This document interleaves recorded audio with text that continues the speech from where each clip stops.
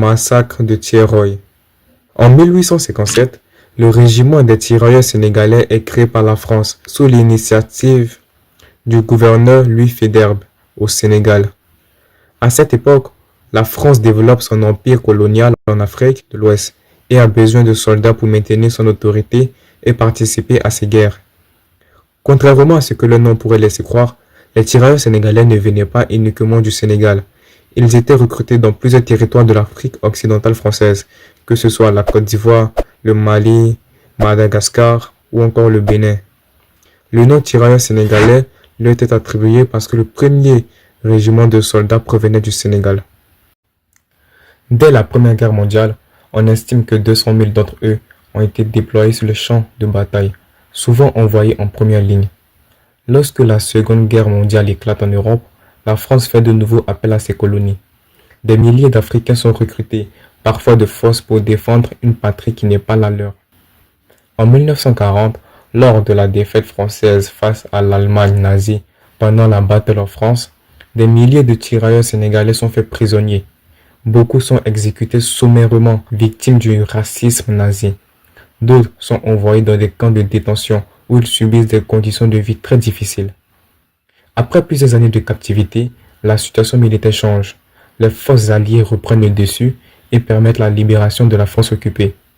On estime qu'à la fin de la guerre, environ 22% des tirailleurs sénégalais sont morts au front. Ceux qui survivent sont rapatriés sans distinction, malgré leur engagement. D'ailleurs, durant l'occupation, certains Français ont collaboré avec Philippe Pétain sous le régime de Vichy, tandis que eux, les tirailleurs sénégalais, sont tout le temps restés fidèles à la France.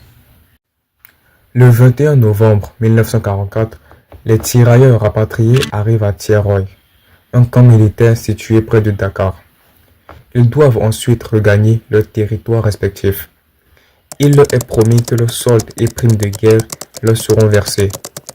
Cependant, se souvenant des retards et impayés de la Première Guerre mondiale, ils réclament leurs droits.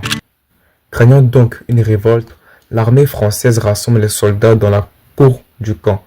Sans possibilité aucune de se défendre, ils sont pris pour cible par des tirs de mitrailleuses et des blindés. L'assaut dure environ 15 minutes. Selon les chiffres officiels français, 5 tirailleurs sont morts. Toutefois, plusieurs historiens, dont Armel Mabon, estiment que le nombre réel de victimes se situerait plutôt entre 300 et 400 morts. Le massacre de Thiaroye a longtemps été passé sous silence par les autorités françaises. Pendant des décennies, cet événement a été minimisé et écarté des manuels d'histoire. C'est pour mettre en lumière ce type d'histoire oubliée, rétablir la mémoire, transmettre la vérité historique aux jeunes générations et encourager une réflexion critique sur le passé colonial que ma chaîne a été créée.